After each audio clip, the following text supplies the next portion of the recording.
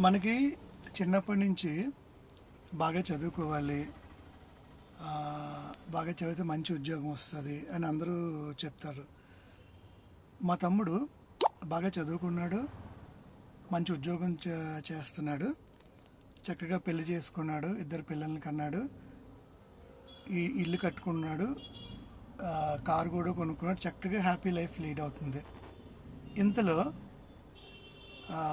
He works in pharma company అచ్యుతాపురంలో ఒక Essentia company. అందులో రియాక్టర్ పేలి 14 మంది చనిపోయారు. అందులో మా తమ్ముడు ఒకరు. అంటే ఎంత బాధ అంటే, ఇప్పుడు కష్టపడి చదువుకొని ఉద్యోగం తెచ్చుకొని తన లైఫ్ తను హ్యాపీగా బతుకుతూ, అంటే ఉద్యోగానికి వెళ్తే అక్కడ ఆఫీస్లో చనిపోయాడంటే అసలు ఏంటి అర్థం కావట్లేదు నాకు. అంటే అదేమన్నా పాకిస్తాన్ ఇండియా బార్డరా, ఏదో వాళ్ళు వచ్చారు గన్తో కాల్చేశారు అనుకోవడానికి. రెగ్యులర్గా వెళ్ళే ఆఫీస్ వర్క్ అండ్ రియాక్టర్ పేలిపోయిందట. మరి దానికి ఏ టెక్నికల్ రీజన్ లేకపోతే ఏంటో అసలు ఏమి అర్థం కావట్లేదు.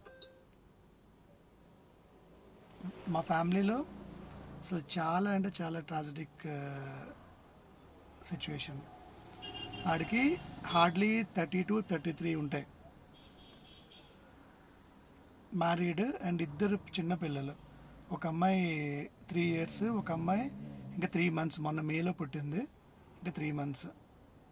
అలా ఉంది సిచ్యువేషన్. ఇప్పుడు ఆ ఫ్యామిలీకి ఎంత ఇబ్బంది ఫేస్ చేస్తారు. అండ్ గవర్నమెంట్ అయితే 1 crore ఇస్తానని హామీ ఇచ్చింది, బట్ అది చేతికి వచ్చినంత వరకు తెలీదు.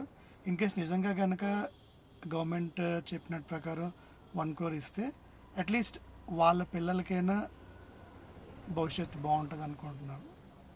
కానీ ఎంత బాధగా ఉంటుందంటే, అసలు మన తప్పు లేకుండా మనం చనిపోవడం అంటే, ఇప్పుడు ఏదో స్పీడ్గా ర్యాష్ డ్రైవింగ్ చేసి ఏదో లారీ గుద్దేసి చనిపోవడం అంటే అది వేరు, లేదంటే రోజు తాగి ఏదో చీప్ లెక్కర్ తాగేసి ఏదో చనిపోవడం అంటే అది వేరు.